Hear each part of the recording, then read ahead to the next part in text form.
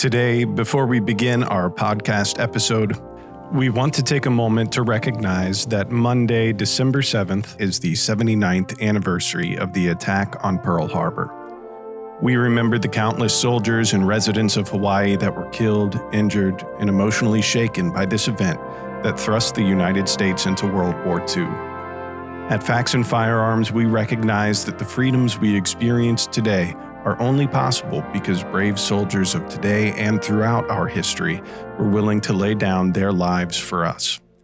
We know 2020 has been a hectic year for all of us, but we hope that in the midst of your life, December 7th, 2020, you can take a moment to honor the memory of those brave men and women from our nation's history.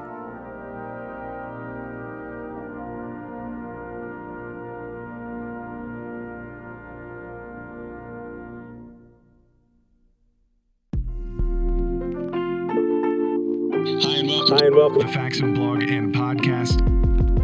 They're talking about the outright confiscation of lawfully owned semi-automatic rifles. Those rifles that Faxon makes, that you guys are selling to law-abiding citizens every day. Or in this case, buyback, which that word irritates me. They never owned it.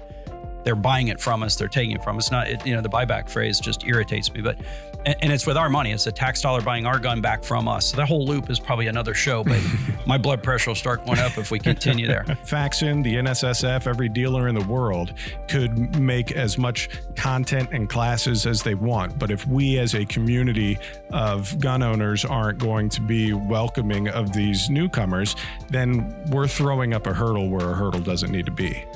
You're right, Dustin. It's about reducing the barriers to entry. And those are some of the things that we've been trying to do as an industry to help manufacturers and try to help retailers. We could talk about, whether, a Benelli or a Beretta is going to be a better shotgun for upland hunting or duck hunting, or we can go on and on about what frame of AR we like the best, what barrel length and what trigger pull and what drop-in trigger we want to put in. That's great for us to do that. But like you said, let's just get these people in the door. The only thing is, though, I like the debate on the 9 and the 45. I like the Benelli and the Beretta, but we can't debate. If you buy a barrel, it has to be a Faxon barrel. There's no debate on that. That's your barrel you want to buy. Officially endorsed by the NSSF? Yeah, we have to agree on that. This episode this week is brought to you by our friends at Lockdown, hence the giant Lockdown box here. We're going to be giving away a in plain sight shelf this week. Now, do you really like the space stuff? Because you're a moon landing denier, aren't you? Conspiracy theorist.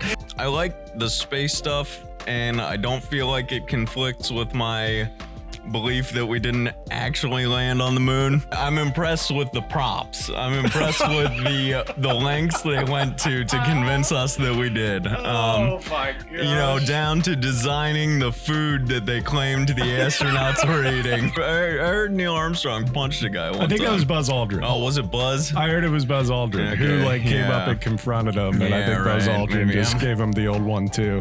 I'd love to have Buzz Aldrin punch me. I really would. We could turn that into a podcast. I really would. If you're looking to up your game for gun cleaning and maintenance, you have to check out the Tipton Ultra Gun Vise. This thing is amazing. It's incredibly modular, pretty lightweight, but really, really heavy duty, all the way down to the steel tube frame. All these different modular pieces and parts, even the accessory trays are solvent resistant, and they have excellent gripping pads to make sure that you don't scrape up the gun that you're working on.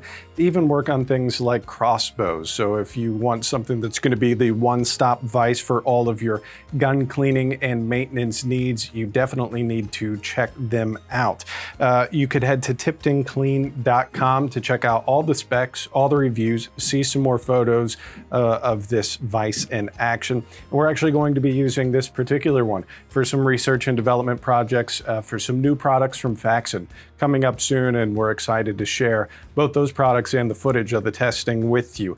So again, visit tiptonclean.com and check out the Ultra Gun Vise. Hi, and welcome to episode 44 of the Faxon blog and podcast. We have an awesome show coming up for you today. First of all, our president and co-founder, Bob Faxon, is going to be co-hosting with me as we talk to Mark Oliva from the NSSF. Mark is the NSSF's Public Affairs Director and has an amazing resume that dates all the way back to the early 90s, being in the Marines, writing for the Stars and Stripes newspaper, being a public affairs chief, and so much more. He's going to be giving us a little bit of insight of what we're calling the state of 2A. So what is going on in light of election results? What does the NSSF see happening this year? What are their numbers telling them as far as background checks, new shooters? What could possibly be on the horizon for legislation and what could be impacting the 2A community?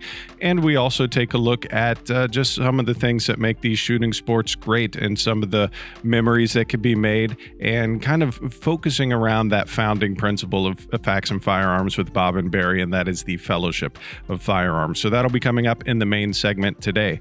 Also, on Jay's World of Eats, we will be giving away a in plain sight shelf from our friends at Lockdown. So we'll give you all the ways to enter during Jay's World of Eats today.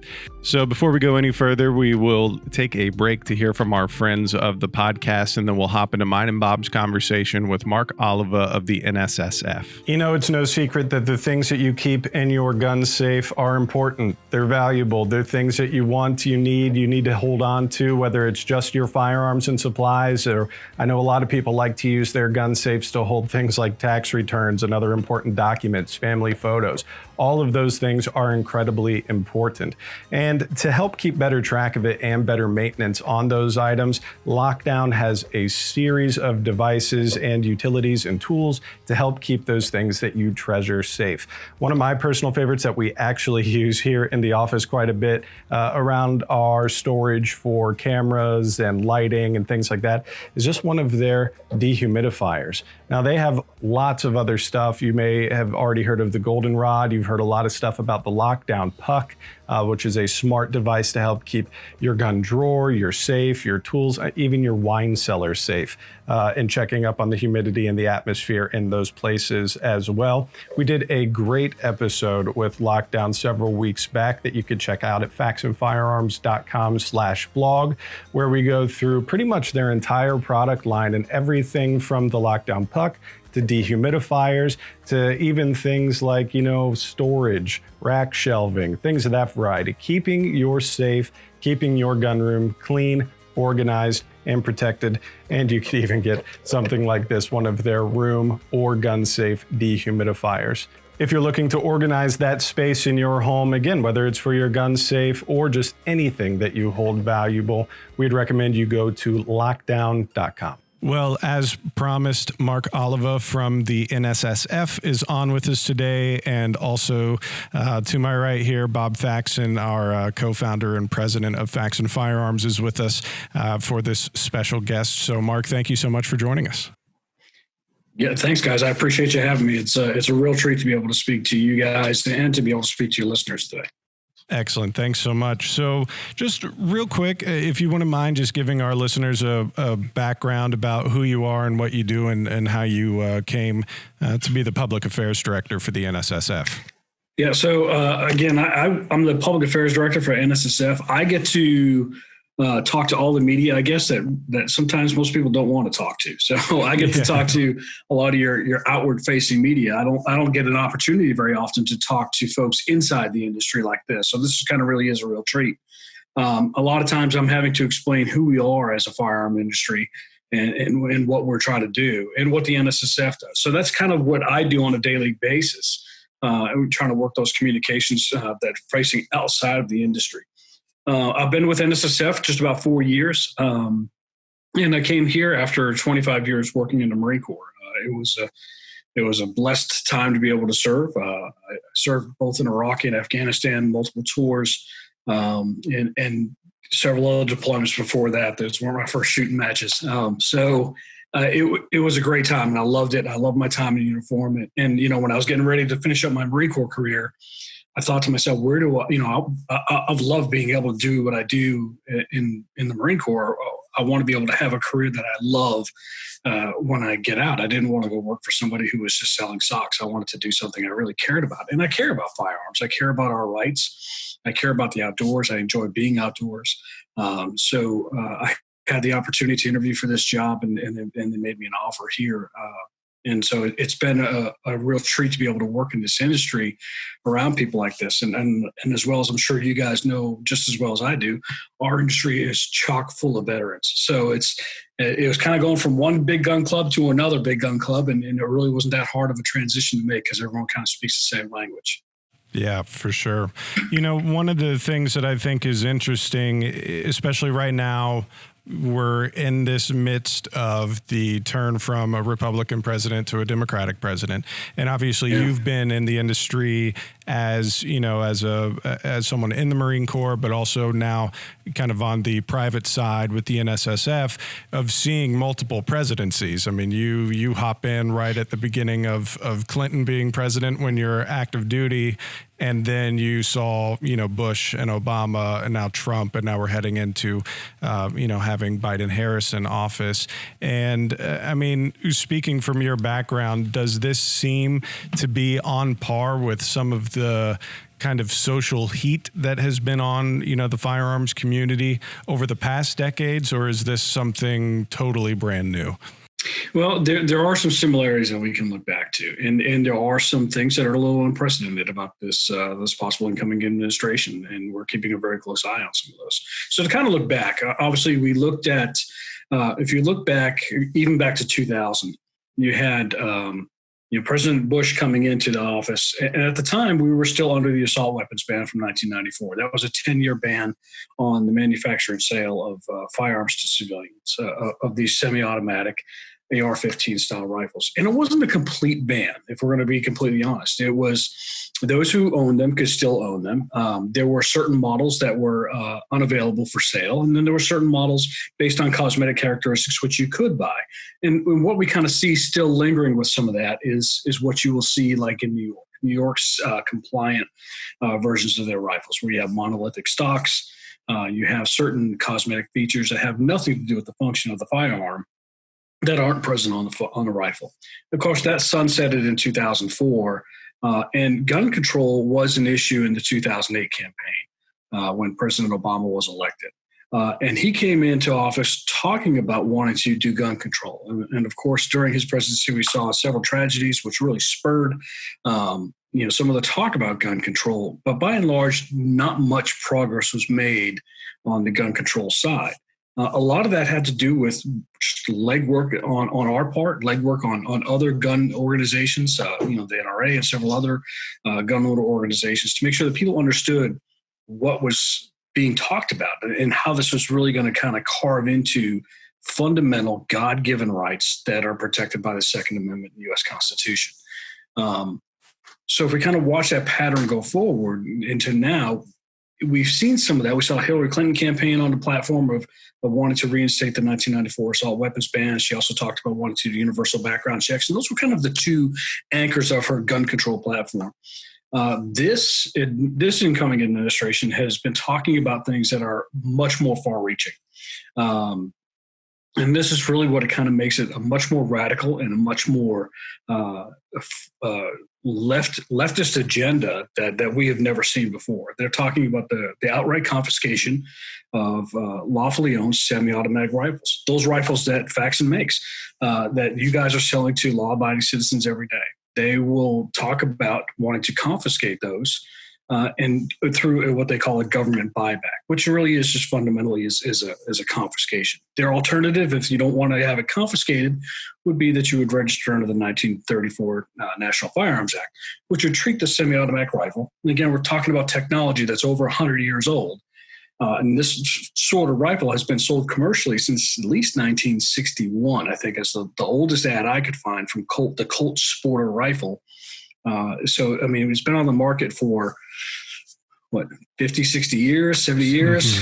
So, I mean, that's what they're talking about, is wanting to buy these up. Our most recent production figures tell us that there are at least 20 million of these firearms that are in circulation today.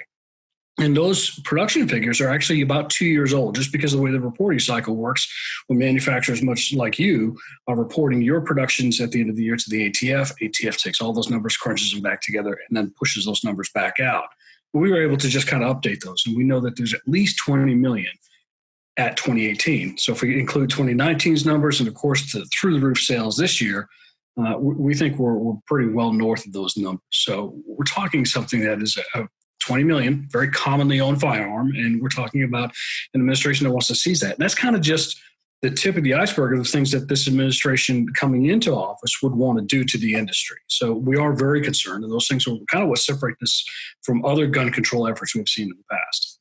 Yeah, for sure. Bob, now granted, you've had firearms as part of your and Barry's lives, for a long time, but, with firearms here starting in 2012, what has been that ebb and flow to you? Seeing this big spike we've seen this year, but when you're first coming to market in 2012 with the ARAC, did the social climate feel anything like this when you were first coming into the production game for firearms? It's interesting. I think we'll have different perspectives, but first, Mark, let me thank you for your service. I didn't want to interrupt you earlier, but I deeply appreciate the sacrifice you and your family have made for us. And to cover the topic that we're talking about today, I think it's very appropriate to thank you. So that's first and foremost for me. But if we're speaking about the industry, to your point, the comments that are being made today, the aggressiveness of it, it's not even things that industry could use their agility and creativity to get around. It'll be very difficult for us to circumvent different bans, like you said, the thumbhole stock. There are things we could do to mitigate things in the past, but my concern as a manufacturer is I believe we're an agile company. I think we're very creative and innovative. It's one of the things we lean on, but with the things that I'm hearing in the news, if they even go in that direction, I don't know how we manipulate our products to stay ahead of the curve. I think some of the things I've heard are very definitive. And I think working angles and being creative and being more agile than the government is not difficult. But if the rules are too stiff and the requirements are too drastic, or in this case, buyback, which that word irritates me. They never owned it. They're buying it from us. They're taking it from us. The buyback phrase just irritates me. But and it's with our money. It's a tax dollar buying our gun back from us. So that whole loop is probably another show. But my blood pressure will start going up if we continue there. But the draconianism of these thought processes and the outward statements that are being made truly concern me. They truly concern me. And I don't think it's a political issue where you can have a little social discussion and debate pros and cons. I think this is drastic. I think the consequences of a negative issue under these topics is significant. And what I really bothers me is when I hear people speaking, and I assume their heart's in the right spot. I definitely don't agree with them, but I'm hoping their heart's in the right spot, trying to do a safe thing. But the reality is they're not contemplating at all the consequence. They're not contemplating the negative consequence of taking your rifle from you after 25 years in the Marine Corps and saying you can't have that to defend yourself and your family. There is a whole nother discussion that needs to be had. This is single-sided, blind, and draconianism as far as I'm concerned. Very concerned. Yeah. And Bob, you're right. And one of the things that we've been trying to do over the past few years here at NSSF predates my time to coming in, but I certainly agree with it, is we've been trying to make sure that people understand that the firearms that you're making and the firearms that I carried while I was in the military are two different firearms. I carried what is truly an assault weapon. It is a rifle that was capable of 3-round automatic burst or fully functional automatic fire by use of the selector lever.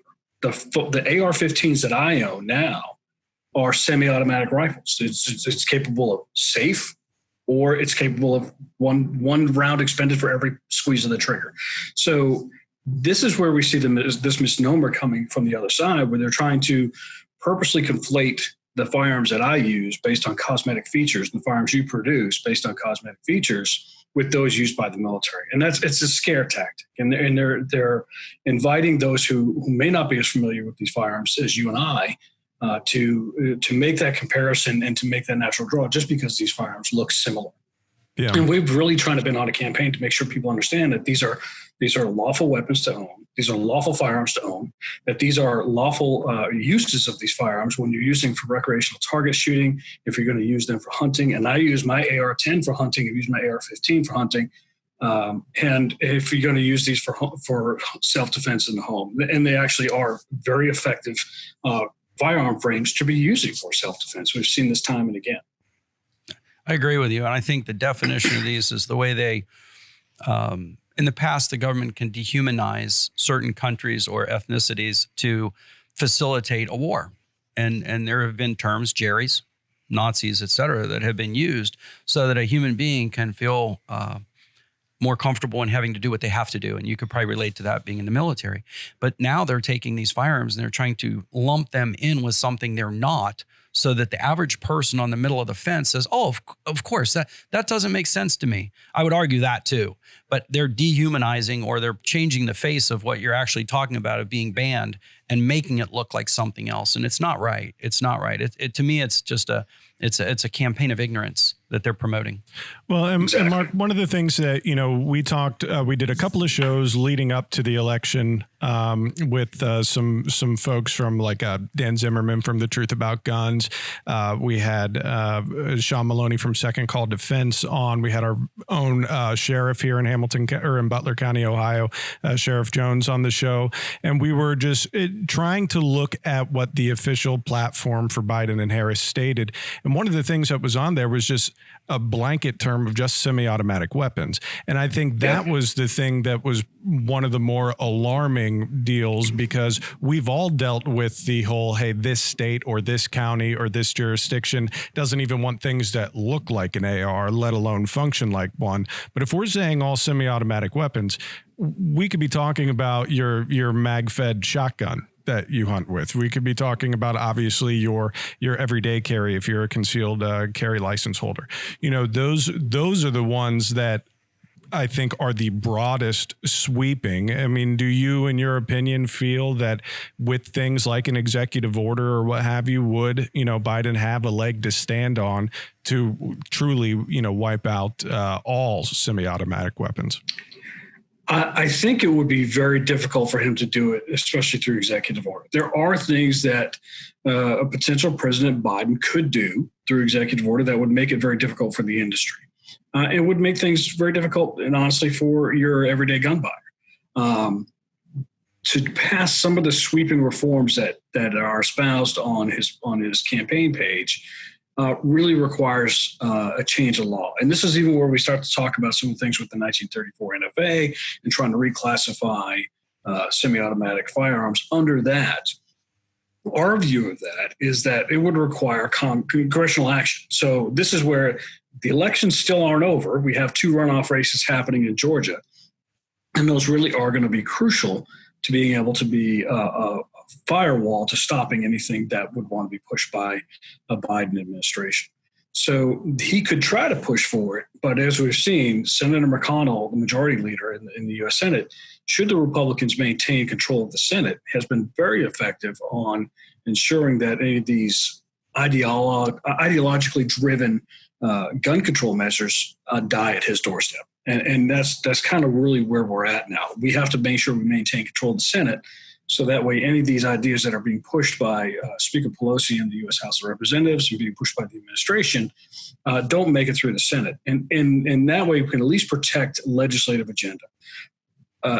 Rules that are published through regulation or through executive order, those can come and go. But once you put things into law, then it becomes very difficult to change. And even some of these things that he's talking about changing, we believe are fundamentally unconstitutional. So we believe now, with having Justice Amy Coney Barrett on the court, we believe now that we finally have the court that we need, that should we have to defend gun rights at the U.S. Supreme Court, then we'd be on solid ground to do that. Her decisions in some of her cases when she was at the U.S. Court of Appeals have shown that she gives great deference to originalism and to the words that the founders wrote into the U.S. Constitution, rather than trying to give it an interpretation in today's language or today's sensibilities. She really puts stock in what did they say, what did those words mean at the time, and this is exactly what it means now. That these things are foundational to our understanding of law and building law on top of that. Yeah, absolutely. Good. There's another thing that I think, Mark, that I've noticed, and in travels or circles, and I don't just mean my close personal circle of friends. Obviously, we're probably birds of a feather, as you would say. But when I travel around, even Northeast, out West, it doesn't really matter. I have found, believe it or not, that firearms are probably the most uniting topic that I have with total strangers on airplanes and in businesses and interactions, even in restaurants, whatever, because I wear a lot of shirts that have a Faxon Firearms on it or whatever.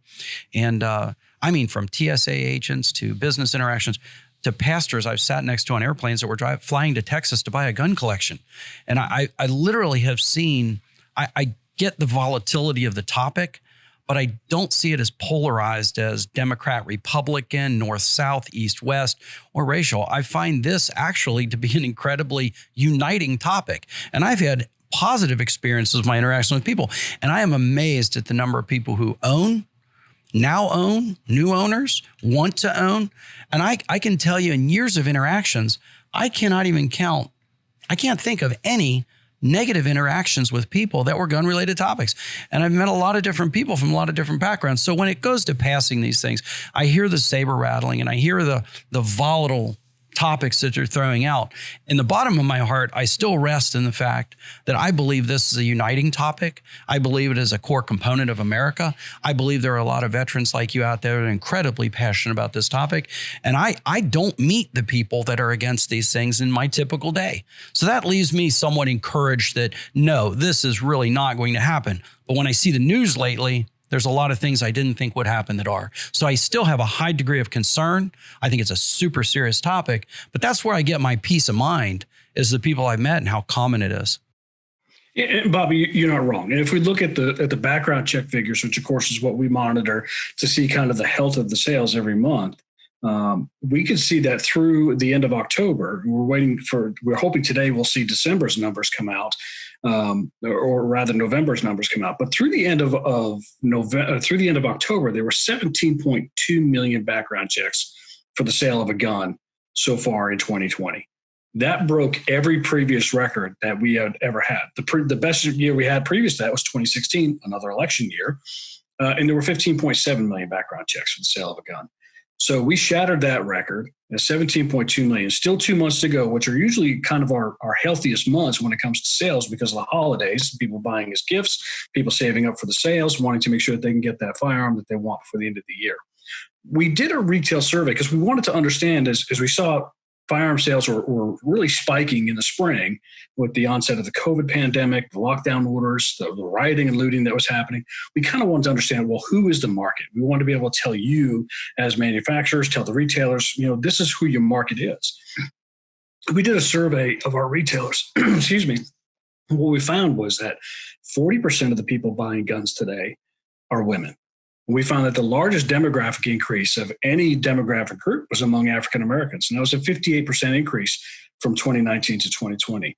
But here's the most probably, I wouldn't say shocking, but most revealing figure was we estimate that 40% of the people buying guns today are first-time gun buyers. They were on the fence. So at 17.2 million, 7 million of these people are buying a gun for the very first time in 2020. And the interesting fact, we kind of talked about some of these anecdotes and meeting people like this. I actually had the opportunity to work a little bit with Bill McGurn. Bill McGurn is a writer for the Wall Street Journal. He's on their editorial board. He's a frequent guest on Fox News. Bill McGurn was also a speechwriter for George W. Bush. Bill McGurn is in his late 50s, lives in northern New Jersey, and Bill actually wrote a column. We talked about it, and then he published his column a little bit later, Confessions of a First-Time Gun Buyer. And Bill grew up the son of an FBI agent, had been around guns his whole life, but in his world growing up, it was either really good guys who had guns or really bad guys who had guns. He never felt the need to own a gun until this year, until he saw what was happening around him and that his safety for him and his family really depended upon himself. So he made that decision that he was going to literally vote with his wallet and get off the fence and buy a gun and make sure that he could provide for his own safety and the safety of his family. That has been done more than 7 million times so far this year. And that really has shifted the dynamic of everything. And I've been trying to tell media that I talk to, that's not just a shift, that is a tectonic shift. It changes the entire game field now that we're talking about. That just kind of what you're saying, Bob, is that when we're having that conversation about firearm ownership, there has been a radical shift in where people believe. 7 million people last year could talk about gun ownership as a theoretical idea. Well, now it's existential to them. Now they have gone from being able to talk about it at a cocktail party to now talking about it. I made this decision. There is now a firearm in my home. I made that choice to be able to be my own first responder and provide for the safety of my family and do that in a responsible and legal manner. So it really is a big change. Yeah, and I think the data, if you really look back, even our first episode of this show earlier this year, which is kind of poetic, we started this in February, right before it all got real hairy, but we were looking at, who is a gun owner and kind of diving into the stereotype and reminding people that even though there's reasons for stereotypes, that's really only the tip of the iceberg as far as gun ownership goes. Looking at that historical data, even as, early as like 2008, when people were polled by Gallup or Pew or whomever, there were all these folks who, ascribed themselves as Republican, all these folks who described themselves as Democrats, and there's a huge wide swath, in the middle. And what you find in that is a lot of people who weren't gun owners were simply saying, it's not that I'm against it. It's just like your example, it's just I haven't had the felt need, or it wasn't really in our house growing up. So it's not like I, brought one along with me when I moved out. And now what I think people are seeing is a felt need. You go back to the beginning of the pandemic. You go back to the beginning of all the rioting and looting when we're talking about police response times are going to be lower or higher rather. And then also the fact that, the defund the police movement started coming about. And now people are like, okay, this need is here. And to your point, a lot of folks for the first time, us included, we were getting emails and stuff asking about, hey, do you do contactless door delivery? And it's like, no, that's not how buying a gun works. There is more to it to legally purchase a firearm than what, popular culture has led you to believe, especially in places, like Chicago or LA County or what have you. We're pretty good here in Ohio. I think we get to exercise our 2A rights a little heftier than most, but there's still background checks that need to go through. There are still the transfers that have to go through from your online retailer to your local FFL back to you. There's a lot more to it that I think people are finally getting their eyes open to. It just, will that be enough of a push forward for, future legislation, be it at the local or federal level? You're right. And we saw some of this anecdotally happen, especially in some of those stricter gun control states as the surge in purchases was happening. We were hearing from FFLs, and I literally spoke to one retailer in California who said that he had customers standing at his counter and they were standing there peeling off $100 bills saying, what is it going to take for me to be able to walk out with this firearm today? And the FFL telling them, get out of my store right now. The state law is I can't transfer this firearm to you until 10 days after you fill out all the paperwork. I'll put it on the shelf. You come back in 10 days and I'll give it to you. But they couldn't understand why. They said, listen, I've never had a parking ticket in my entire life. Why do I have to wait? I'm not a criminal.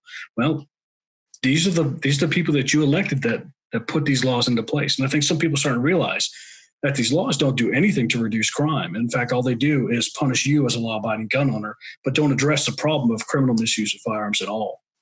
So we'll see as people start to go in, how they're going to react to that. And if we look at the elections this year, of course, I've seen some of the other side. Well, if Biden, in fact, is declared the final winner of this when the Electoral College meets, then obviously gun control is a mandate. And I would argue that didn't happen. And if we look at the congressional elections, all predictions were that the House was going to gain more Democratic seats and that we were going to see a possible flip of the Senate.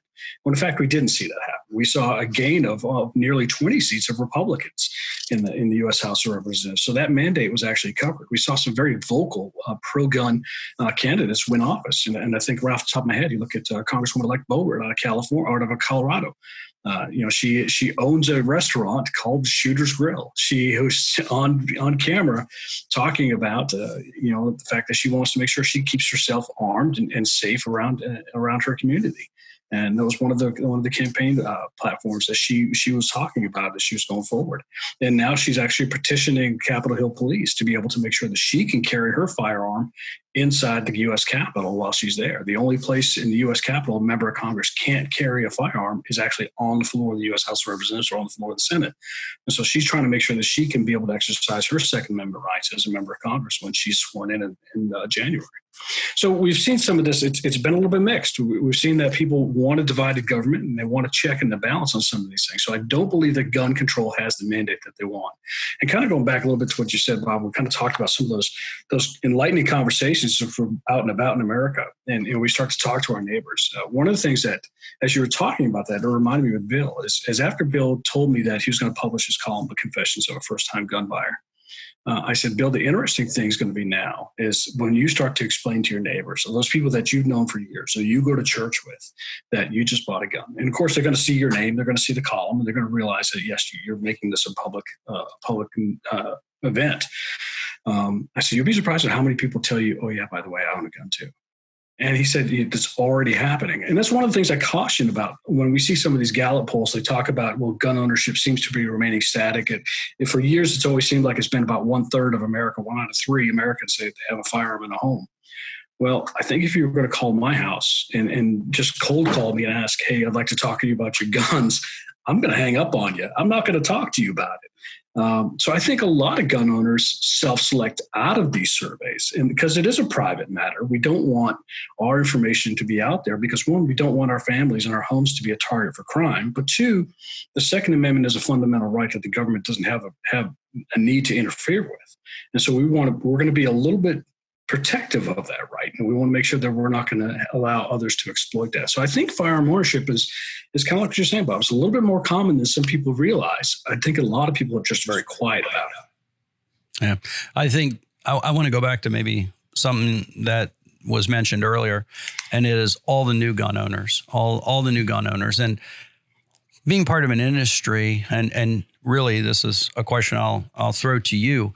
When I look at the amount of new gun owners and the sense of security they're trying to purchase in a box to say my family is now safe, it concerns me at that level. I believe that it's very critical that people go out and practice. I think especially with a pistol. The ability to be proficient with a pistol is a perishable skill, in my opinion. Certainly is with me. And I know ammunition is at all-time high, which is another upsetting fact. But one thing I do want to say, as a manufacturer, it's not just a very glorious thing that we're over ecstatic about selling a lot of guns. That's really not, because the derivative of it is not always pure. The fear that people have in this country shouldn't even be there to begin with. The reality of them owning the firearm absolutely is. Them wanting to purchase it, I'm all for. I hate the fact that they're so motivated by what they see in the news. It concerns me. The second thing is, I think a lot of people buy that firearm, they put it in their dresser, and they say, oh, I'm safe now, I have a gun. And the first question I would ask them is, when do most things happen that you would be worried about? At night. Do you have a flashlight near your gun? Is it safely secured in your home? These are things that I bought the gun, I get one check mark. But unfortunately, in my opinion, I don't think that's enough check marks to say we're responsibly growing in our gun community and being able to utilize these tools for either the social aspect, which I very much enjoy, or truly the purpose that they can fulfill, which is your personal defense and taking care of your family. So is the NSSF and as Faxon Firearms, that is one of my concerns. Do you acknowledge that aspect, agree? And is there things that we as an industry should be doing to continue and promote this training and the use of these firearms past the sale? Yeah, absolutely. We're all in when it comes to firearm safety and the responsibility that we have as law-abiding gun owners and the responsibility we have as industry. And of course, NSSF, we are the trade association that represents you as the manufacturer. So we're able to just kind of carry the water for the concerns that you have. And these are the things that we do. So when we talk about new gun owners and new gun buyers, we share that concern. You should be getting out and you should train, you should learn how to use that firearm. And I try to tell everyone, firearm safety, the real firearm safety expert in your community is your local gun retailer and your local gun range. Get down there, talk to those folks, those men and women that are behind the counter, and ask them. And some of that conversation starts with the firearm purchase. And I know a lot of retailers really take that seriously, to take the time to explain what the safety features are about that firearm, to explain what it is, that gun lock that comes in the sale of every gun that's included out there. But also talk about what their storage options are. And that's one of our foundational programs is to Project Child Safe, we have partnered with law enforcement agencies, 15,000 law enforcement agencies in all 50 states. We've passed out 38 million free firearm safety kits, which includes a gun lock in every one of those kits. And we will do that because we want to make sure that every firearm that's not in use or being carried is locked up and is inaccessible to people who should not have their hands on it. And that's whether that's a small child, or whether that's a prohibited individual, or someone who may be suffering through a mental health crisis. So we want to make sure that those firearms are stored safely. And that cable lock is just one option, and it's really the most basic option. And we understand that as you grow and as your family grows, those needs for safe storage are going to change over time. When I was a single guy, my safe storage needs were very simple. After I got married and started having kids, and especially small children, my storage needs became much different. And I had to adapt to those storage needs as that time changed. And as my children grew and became adults, those storage needs again adapted. And now that I'm at a point now where my first grandchild has been born and I'm going to have a little child running around my house again, I need to take that time to reassess my storage needs. So we're encouraging every gun owner, whether they're brand new in 2020 or whether they've owned guns for 20 years, always be assessing your storage needs. Make sure that you're addressing those needs that are going to meet your needs, and so you can be able to access that firearm when it's needed, but make sure that it is inaccessible to those who should never have their hands on it. The other thing we actually encourage, get out to the range. Not only get out to the range, take someone with you. And that's kind of where we have the responsibility as those who have already owned guns for a long time, is to kind of make ourselves available to those people. We have to kind of take a minute back. We were all first-time gun owners. We were all first-time shooters at one time. And we had a lot of questions. We had a lot of things that we just didn't know that maybe we take for granted now because we've learned those over the years. And some of that is the 4 basic safety rules of firearms. So we want to make sure that we're teaching that next generation of gun owners how to be a responsible generation of gun owners. So we should be out inviting them to go to the range with us. And I understand it, ammunition is short. It might be because there's 7 million new gun owners out there trying to shoot their firearms. I know that at my local range, classes are booked out well past the new year. So it's difficult to get into classes, which we know is an issue, but we're all trying to tackle it the best we can. But make sure that we're doing our best to help be a good neighbor and be someone who's going to teach the sport of recreational shooting and safe firearm handling to those who really need to know it. So get out there with them, make sure they understand how to manipulate the safety and to put it on and off, how to load and unload that firearm safely, how to store that firearm safely, and get somebody out there shooting. I think, Bob, you could probably say, Dustin, Bob, you probably agree with me when I say it. I have never left the range without a smile on my face. And I've never taken anybody to the range, especially a first-time shooter, who didn't take that first shot and realize, see that little hole in that paper show up and then say, okay, this is fun. And so take somebody out there, share what we love. I have to tell you, one of my favorite things, and as you can imagine in our position, I get a chance to take a lot of new shooters shooting. And I've had the privilege of shooting with some very capable, experienced firearms handlers. But my highest enjoyment is new shooters.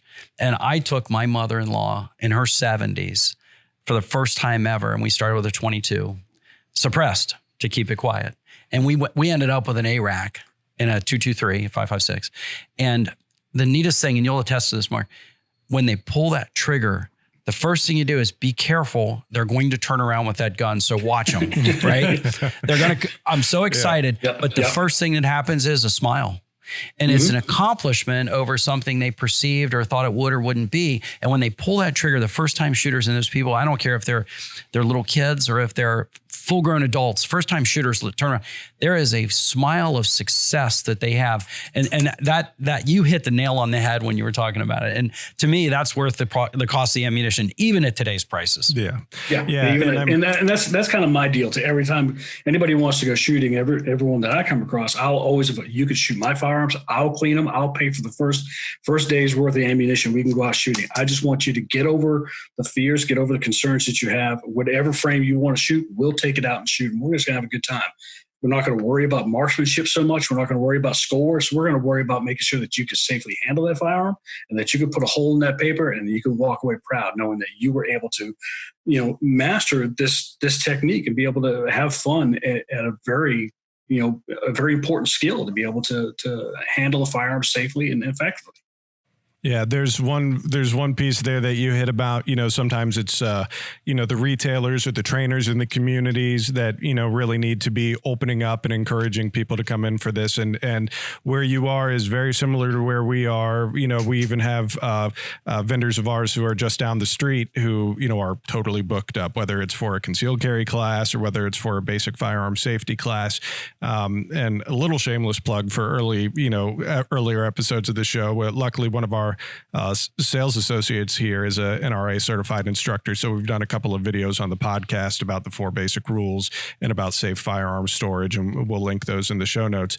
But one of the things that has continued to come up guest after guest that I've had on is also the personal prowess that you have as the gun owner to be welcoming these people in, because all of us have gotten phone calls this year or Facebook messages or whatever. Hey, you're kind of a gun guy. I'm going to be buying my first gun. What do I do? Yeah. And the hard part that we get to is it takes that new person, a certain amount of bravery to be able to step up and make the decision, let alone reach out for help.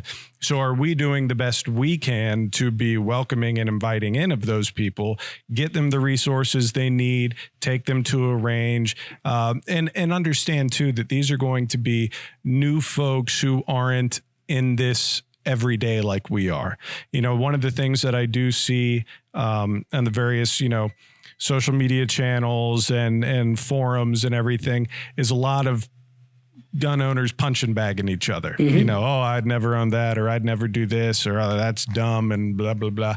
And we've merged and blurred the lines of something that's objectively good and bad or objectively right and wrong with subjective preferences. Mm-hmm. It's like, this manufacturer may not be your favorite. This type of trigger may not be your favorite. This type of round may not be your favorite. But you got to understand that this is someone new. You want to get them into something that's going to be reliable and safe to handle, but there's going to be a lot more wiggle and gray room as they get acclimated, because like you said, we were all first-time gun owners at one point, and over time you develop your tastes and preferences, whether that's for your home defense gun, your hunting gun, your concealed carry gun, and that is a little bit of my concern. Have we as a community, because we, Faxon, the NSSF, every dealer in the world could make as much content and classes as they want, but if we as a community of gun owners aren't going to be welcoming of these newcomers, then we're throwing up a hurdle where a hurdle doesn't need to be. You're right, Dustin. It's about reducing the barriers to entry. And those are some of the things that we've been trying to do as an industry to help manufacturers and try to help retailers be able to make themselves a little bit more accessible. It's why we created National Shooting Sports Month every August to get people out to the range, invite somebody new, and challenge us gun owners to grow another recreational shooter or grow another hunter and replace us down the road. But you're exactly right. When we talk about being inviting, my wife and I like to have the joke of I call it the "Hey Little Lady" complex. My wife's also a former Marine, so when we walk into a retailer or we walk into a range, pretty much people could size me up fairly quickly, but they don't size my wife up fairly quickly and don't realize that she grew up in Texas. She grew up around firearms. She was also a Marine. She's very familiar with shooting as well. So I kind of harken it back. When we lived in South Carolina, we were getting our concealed carry permits there, and she had an instructor who she was using my 45, my 1911 to go through the class. And the instructor in that class looked at the 1911 and said, it's a lot of gun for a little lady. And we just kind of laughed about it. She's like, I'll be okay. She outshot everybody, including the instructor, when it came to the live fire portion of the class. So he naturally made an assumption that, well, here's a woman who is first-time shooter, can't handle a 45. It's a big round. Well, she kind of knew. She just let her work do the talking for her. But again, it's one of those things that we can easily turn somebody off, but that kind of attitude. We can have the 9mm debate and 45 debate all day long. We could talk about, whether, a Benelli or a Beretta is going to be a better shotgun for upland hunting or duck hunting, or we can go on and on about what frame of AR we like the best, what barrel length and what trigger pull and what drop-in trigger we want to put in. That's great for us to do that. But like you said, let's just get these people in the door. don't even worry about that background noise. Just invite them. Just buy the first box of rounds for them, invite them in, and remember what it was and how exciting it was to be invited to go to shoot for your first time, whether that was with your dad or your mom or was with your neighbor or an uncle. To be able to step into that world, to be welcomed into that was huge for us. And we need to make that just as exciting for those who are trying to come into being a firearm owner or a recreational shooter today. So it really is on us to, how do we want to be perceived? And I want to be welcoming. So maybe it's not the best time to throw out the Molan Labe tattoo, but maybe it's a good time to say, hey, listen, don't even worry about it. I'll take care of it. You can shoot my gun. I'll buy the first box of rounds. And when we're done, I'll buy you lunch too. Yeah. The only thing is, though, I like the debate on the 9 and the 45. I like the Benelli and the Beretta, but we can't debate. If you buy a barrel, it has to be a Faxon barrel. There's no debate on that. That's your barrel you want to buy. Officially endorsed by the NSSF? Yeah, we have to agree on that. The rest of it, fair game. Fair game. Yeah, I do. I think that's huge. It's going to take these people, and it has taken these people a lot of bravery and humility to be able to ask a question. And we got to make sure that we're not making people feel bad, for asking a question. And, some people, I equate it to like getting your first car. Some people get a freaking awesome first car and they want to keep it forever. They're sad they sold it or wrapped it around a tree. And some people like me get a junky first car and you never want to have it or see of it again. And the same thing could happen with a gun. You get your first gun. Maybe that is the one that you love forever and you hold it dear and it is a family heirloom, and others might be, yeah, that made sense then, but that would be a mistake now. For my needs, my tastes, my preferences, it isn't exactly kind of what I've grown to get used to or be comfortable with. And so making sure that we as a community, as much as some of us like to be grizzled and set in our ways on it, there's a whole new wave of people here that are going to help encourage that the Second Amendment lives on and thrives on like it should. And really, we need everybody we can to be living life that way. Yep. And, there's another aspect of the rifles too. I think that you mentioned it, your first shooting experience, whether it's your dad, your grandpa, you're taking your kids, or that whole experience is priceless to me. And I've had a lot of those opportunities. Really, really a big deal. But I also think that like that first gun that you were talking about, Dustin, I have my Daisy BB gun, 1894 saddle ring, plastic stock that I broke over a tree going through the woods, a little crack. But I have that gun in my office vault to this day, and still the best gun I ever had. But I have moved on and do have others since then. But there is a fondness to that, and guns are one of those things where you not only can enjoy, but they hold their value typically. I'm not trying to say they're an investment, but they're not the dumbest place in the world to put some money that you can enjoy, have fun, fellowship with that item, and really not have a hugely depreciating item typically. So as far as the financial responsibility of guns and where you buy them and should you buy one, should you buy 5, 10, it's a personal issue, but it's not like you're wasting the money either. And then if you can take that tool or that device and share it with people and have those priceless memories, to me, it's no different than a boat or any other thing where people say, you're building memories, right? You're building memories when you camp. You're building memories when you're outside. You're building memories when you hunt. And when I talk to people, the neatest thing I hear is they say, yeah, that was my dad's gun. My dad gave me that gun, or my grandfather had that gun and my dad gave it to me. You wouldn't believe the number of stories that go through like that. So and this is not a plug, but I think when gun companies, including us, do make a firearm, our whole attitude is that is a generational device. That is not a disposable commodity. And we should be building and engineering, the industry should be building those things to be handed down to grandkids. And that's a silly thought when you open it the box, because nobody thinks about 40 years from now when you take that new gun and shoot it. But in reality, how many times does that happen? And I think that's one of the coolest things about it, and what happens is when you talk to a person who's been given a gun by someone they care about, their grandpa, this is my dad's gun, my grandpa's gun, the value, the sentimental and the personal value of a piece of metal, a device that's non-human, the memories that it brings back becomes priceless. And you can hear it in their voice when they talk about it. So when you talk about supporting the shooting, sporting community and the benefits of it. Look, we can, with the news, it's pretty easy to go into the topics of why people are buying guns. I get it. And I believe they should. I think they should definitely have the right.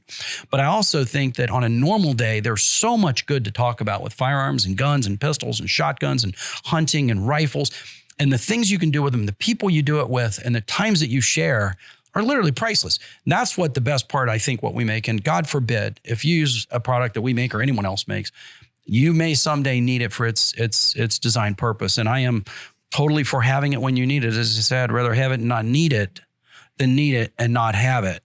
But my bent is that social side. My bent is the memories you make with firearms.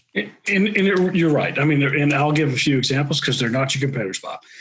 I have in my gun safe a shotgun that belonged to my wife's grandfather. It's a Montgomery Ward shotgun. Montgomery Ward. Who even knows these days that Montgomery Ward used to sell shotguns?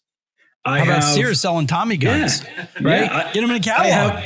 I have my dad's Winchester 30-30 lever action rifle, classic, which is so old. It's before they had the crossbar safety.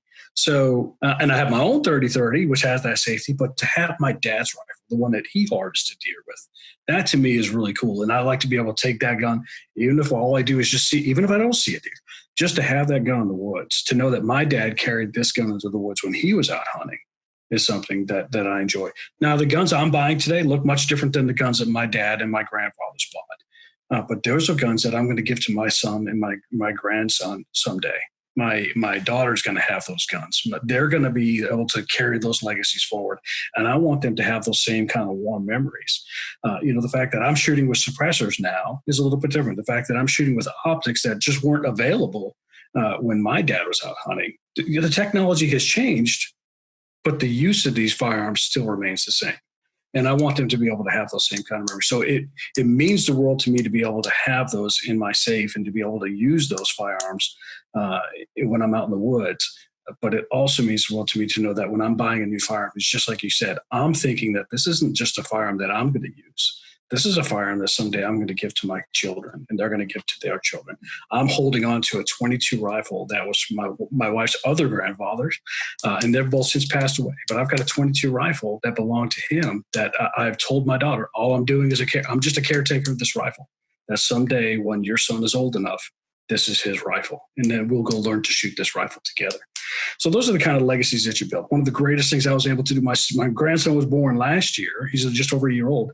I bought him his lifetime hunting and fishing license in the state that he's in.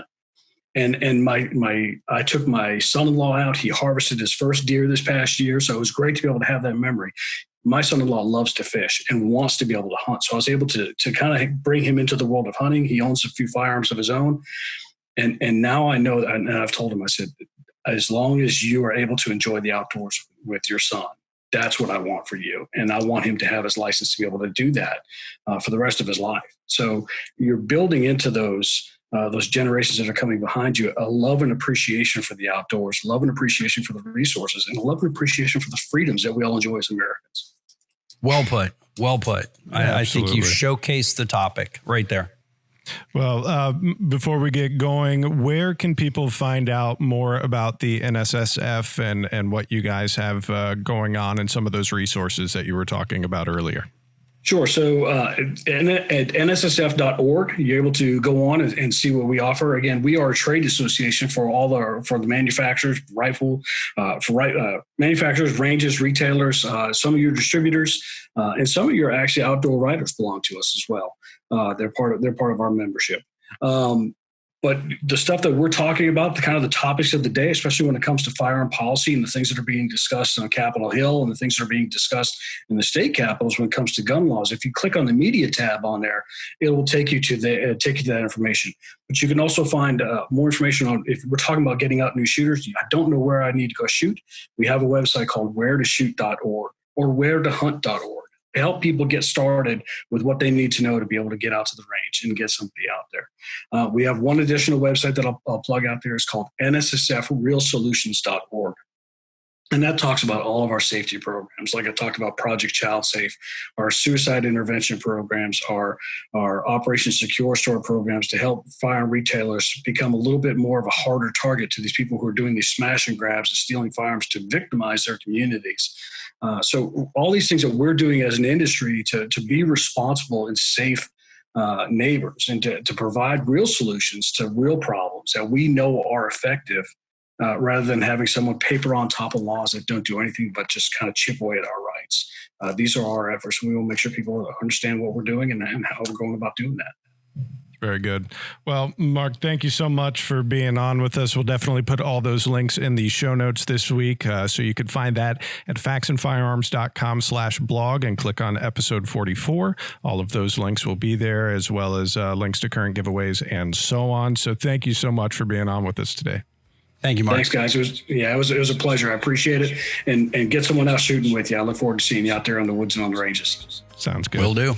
I think it goes without saying that pretty much every gun owner has their favorite tools, their favorite things that they like to keep in their range bag or at their workbench. And it's no secret for us that the Wheeler Fat Wrench is one of those. We have several of these up in our assembly area with our armory technicians, and it's because it's a simple, great device that can be used in multiple applications. It's an adjustable torque wrench in a screwdriver type fashion with a series of bits that'll help you with everything from rifle takedown to scope mounting and everything in between. Fantastic tool.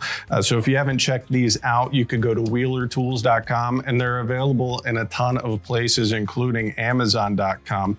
But make sure you check it out, especially if you're looking for that one missing piece for your workbench, or you want to give it to a new gun owner to help set up their range bag. Definitely a great choice. Again, check out our friends at wheelertools.com and take a look at the Fat Wrench.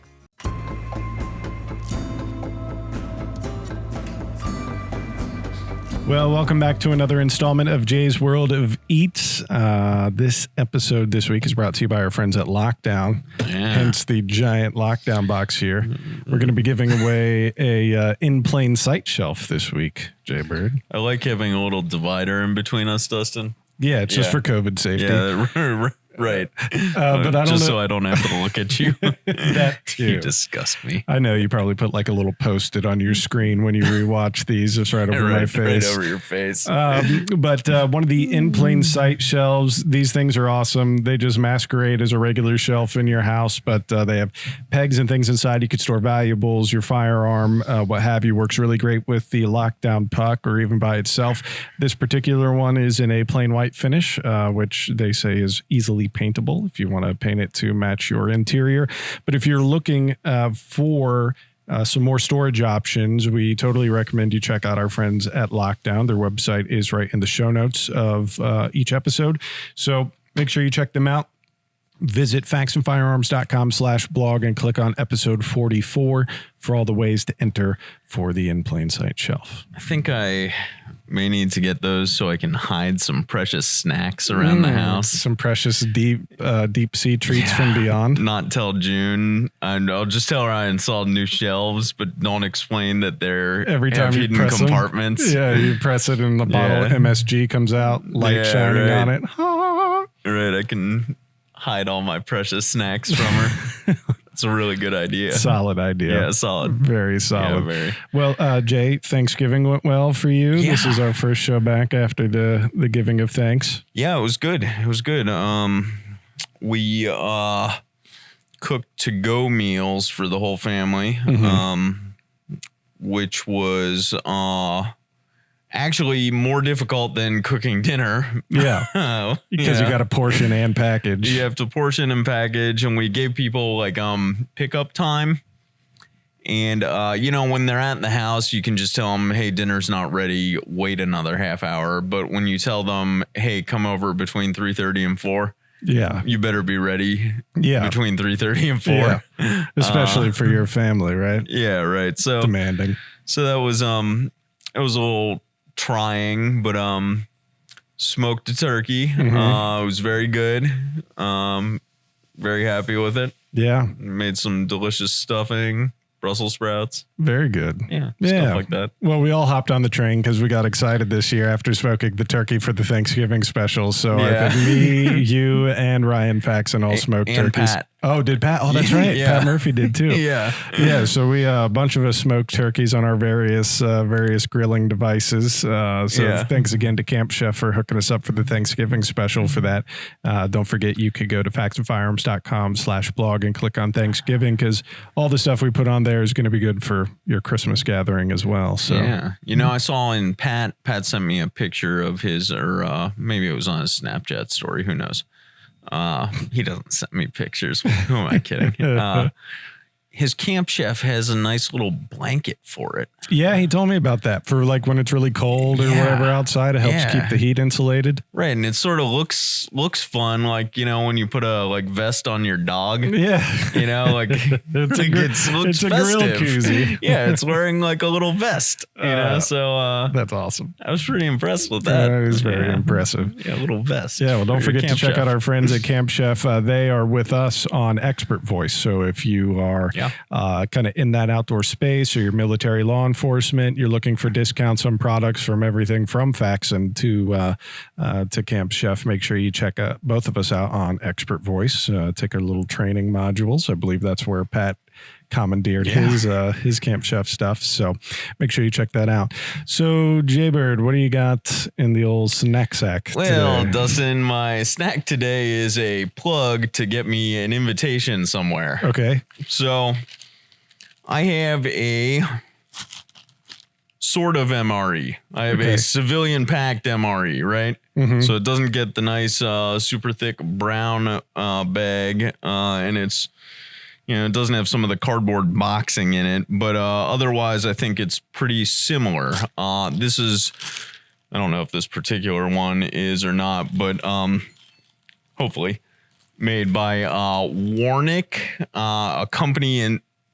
One of your cameras just die on me, Dustin. I think your close-up camera might have died on us. This is really this is just typical. You give me a close-up camera without batteries. I just got done recording with Bob, and it's been a long day.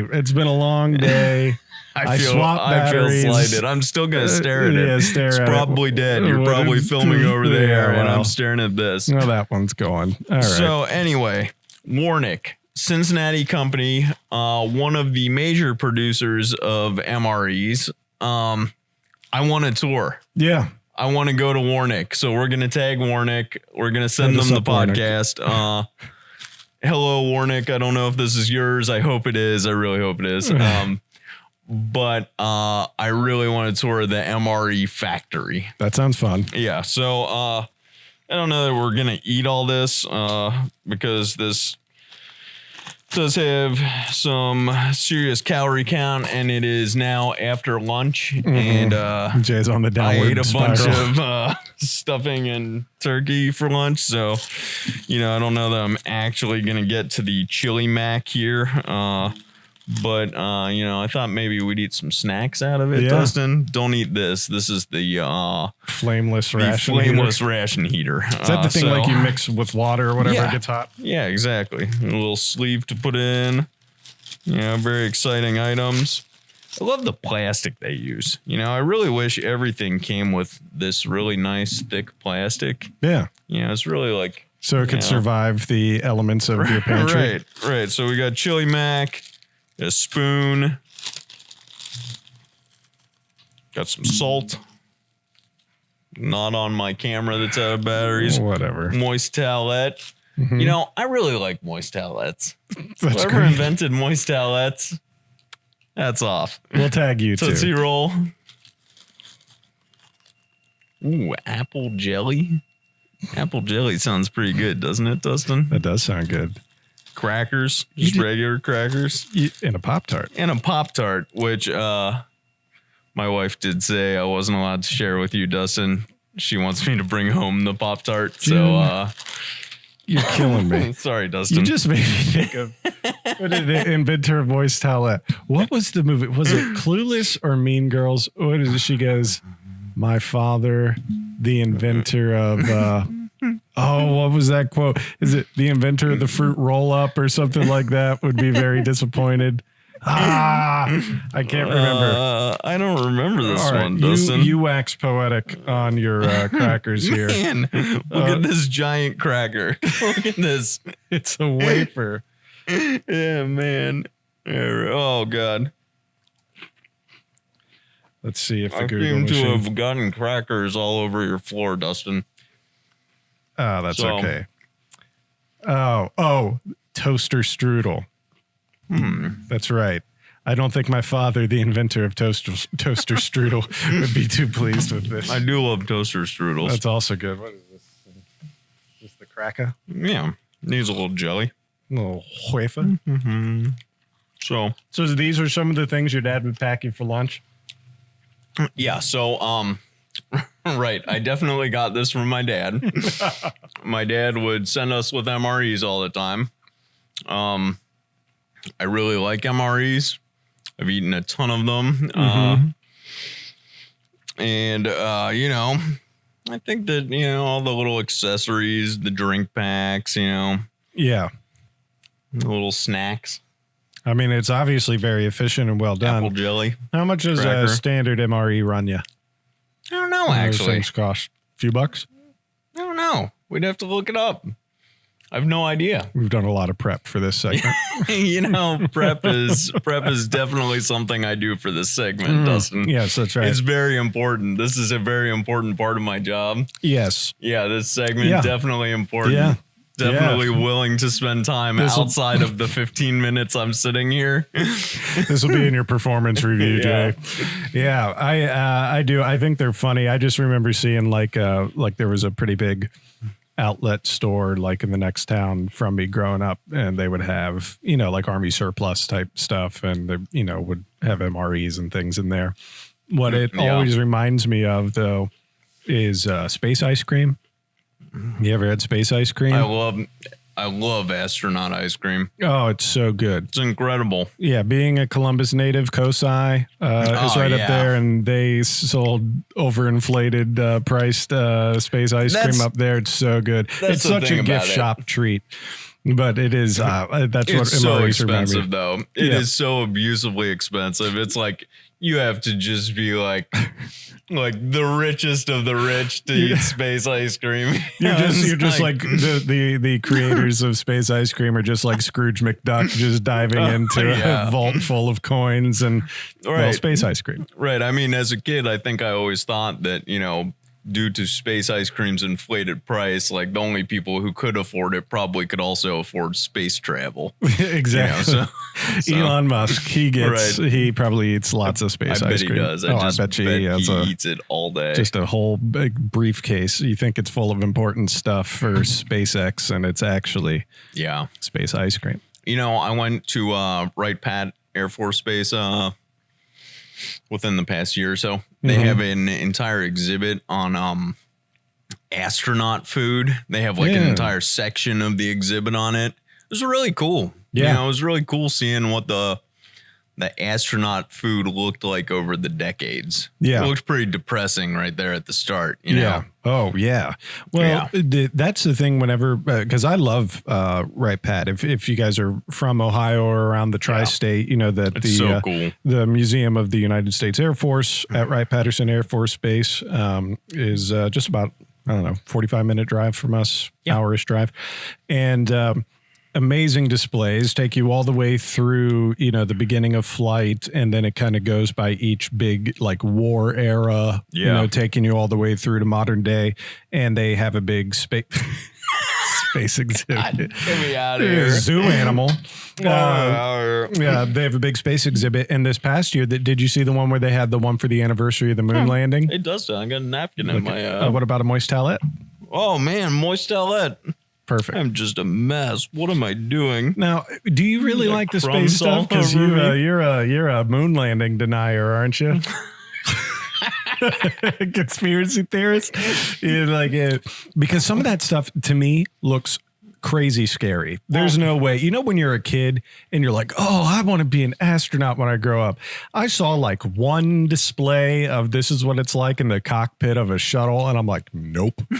Out. Nothing. Not gonna do it. I like the space stuff and I don't feel like it conflicts with my belief that we didn't actually land on the moon. I'm impressed with the props. I'm impressed with the lengths they went to convince us that we did. Oh my god! Down to designing the food that they claimed the astronauts were eating. Well, is this because you grew up in Cincinnati and Neil Armstrong's down here, or was, and you kind of have I already punched a guy one time when they said something to him about it. About Neil Armstrong? I heard Neil Armstrong punched a guy one time. I think that was Buzz Aldrin. Oh, was it Buzz? I heard it was Buzz Aldrin who came up and confronted him, and I think Buzz Aldrin just gave him the old one too. Yeah. Because he was, because Armstrong, when he retired, he was a professor down at UC for a long time, wasn't he? Yeah. I'd love to have Buzz Aldrin punch me.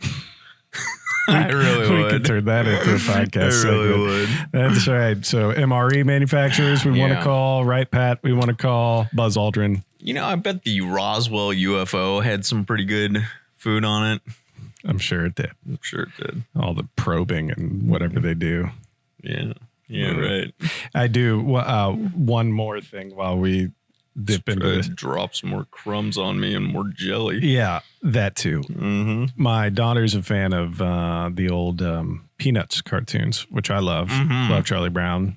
And I, a while back, had bought the digital set of the This Is America Charlie Brown series. So it does like the whole like Mayflower, does, Birth of Flight. Yeah, but it also does the space station. Like this is the space station Charlie Brown, or this is outer space Charlie Brown. But it was made in the 80s. And so they're talking about how like the next space station thing will be in the mid 90s and all this kind of stuff. And I was like, wow, that was like a total throwback. That's like stuff when like we were kids, that was like the space propaganda that they were throwing at us. Maybe we'll live up here. Maybe we'll. No, thank you. Did you ever see Interstellar? I don't. Right. No interest. No interest to live in some giant orbiting bubble. No interest. I think I'd live on Mars. If they sent a colony ship out there, so it was like a one-way voyage, I think I'd do it. I would not. Have fun.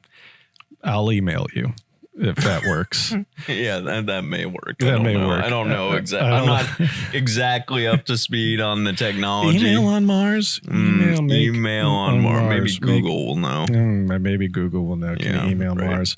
All right. Very good. Well, hopefully you enjoyed that debauchery. Lockdown. Don't forget we have a lockdown in plain sight storage shelf that is ready to be given away. Just go to faxonfirearms.com/blog and click on episode 44. These things are legit. I mean, seriously, they look so nice. Yeah. They could store all kinds of stuff, keep things secure out of the way. You could secure your snacks, your highly coveted snacks. Yeah. And so make sure you check them out. Links to their website also in the show notes this week at faxonfirearms.com/blog, episode 44. Nice. Indeed. For those of you who have been watching the podcast for a while, you may know that we had Ryan Donahue from Crimson Trace on for one of our episodes to talk all things optics and red dots and some of the exciting things that CT has coming up.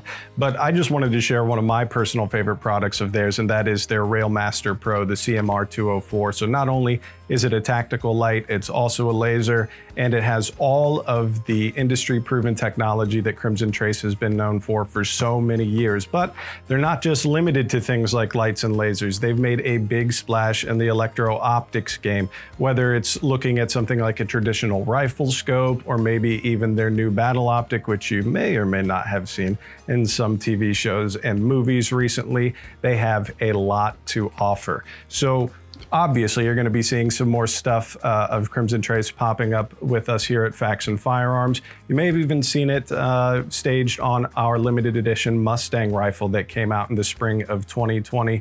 Again, lots of cool stuff from them, just like the CMR 204 or anything in their Railmaster series. We would encourage you to check them out at crimsontrace.com. I think their product headline says it best: ring steel, not your ears. If you haven't checked out episode 27 of the Faxon blog and podcast, we actually spoke to Jared from Caldwell Shooting about some of their extensive line of hearing protection and accessories. One of the things that they sent out to us was a set of their EMAX shadows. And the nice thing about the EMAX shadows is not only are they excellent ear protection for the range or for training, or even when you're just mowing your lawn or working with power tools, but they also are a Bluetooth headset. So if you're into earbuds and power beats and AirPods and all that kind of thing, you can still get great stereo sound, dual microphones, and device control, all right here from the shadows. And again, when you use those foam tips, you also get a 25 dB noise reduction rating as well. So if you're out on the range all day, you're working on a project in the garage, you want to listen to music, you still need to take calls, that sort of thing, no need to be taken on and off the giant muffs. You could just have a pair of shadows in, and you can find these over at caldwellshooting.com. And don't forget to check out our whole episode about hearing protection with Caldwell at faxonfirearms.com/blog. Thank you for joining us this week. We hope you enjoyed today's episode. If you did, we would love for you to hit that like button, hit that subscribe button on your favorite video or podcasting app, and we'd love for you to share the show with your friends. Don't forget that you could find all of the apps that we're on, all your favorite podcasting apps, at faxonfirearms.com/blog. Click on any one of our episodes to get all the links to the various apps that you can find us on. As always, we would love to hear from you. If you have questions you'd like to hear on air, guest suggestions, or topic suggestions, please feel free to email us at podcast@faxonfirearms.com. And don't forget to enter into this week's giveaway again to win an In Plain Sight shelf from our friends at Lockdown. All you have to do is go to faxonfirearms.com/blog and click on episode 44. Again, we hope you enjoyed today's show, and we look forward to seeing you next week. We want to extend our deepest gratitude to military, police, first responders, and more by saying thank you with special pricing and discounts on all Faxon products. Here's how you get started. First, you'll head on over to our website, faxonfirearms.com. From there, you'll want to click Support and Guardian Purchase Program in the drop-down. Then you'll see the instructions on how to get started, so let's just walk through those. First, you'll want to register for an account on our website. If you've already bought something from us on our website before, then this part's already taken care of. Second, you'll want to send a copy of your credentials or some reasonable verification of affiliation to customer service at faxonfirearms.com. We get a lot of emails where people are like, hey, will this count? Will this ID count? Will this VA card count? Chances are, yes, a lot of them will count, but make sure you attach an image or a copy of that verification to the email before you even ask customer service. That way they can expedite the process for you. As soon as the account has been created or updated, we will send you an email letting you know that you're ready to go. The discount will be available anytime online when you go to your shopping cart. If you have any more questions, please email customer service at faxonfirearms.com.